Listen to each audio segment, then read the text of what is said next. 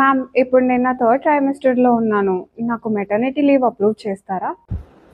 ఇప్పుడు work load ఎక్కువ ఉందమ్మా, ప్రాజెక్ట్స్ కూడా చాలా ఉన్నాయి. లీవ్ ఇవ్వడం అస్సలు పాసిబుల్ అవ్వదు. కావాలంటే డెలివరీ అయ్యాక తీసుకో.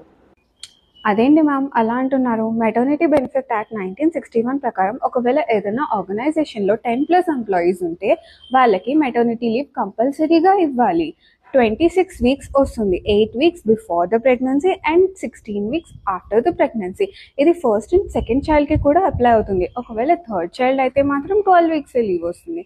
అలాగే అడాప్షన్ అయినప్పుడు కూడా 12 వీక్స్. కానీ ఒకవేళ ఏదైనా పరిస్థితిలో మిస్క్యారేజ్ అయితే 6 వీక్స్ వరకు లీవ్ కంపల్సరీగా వస్తుంది.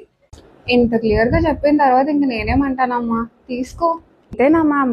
మన ఆఫీస్లో క్రెచ్ ఫెసిలిటీ కూడా మీరు రెడీ చేసుకోవాలి. ఎందుకంటే మన ఆఫీస్లో 50+ ఎంప్లాయీస్ ఉన్నారు.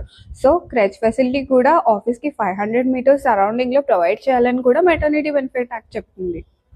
ఇన్ని విషయాలు నీకు ఎలా తెలిసాయమ్మా? అందుకే నేను శ్రీదేవిలో అడ్వకేట్ పేజ్ ఫాలో అవుతున్నా. మీరు కూడా ఫాలో అవ్వండి. మీ ఫేవర్లో ఏమైనా లాస్ చెప్తుందేమో.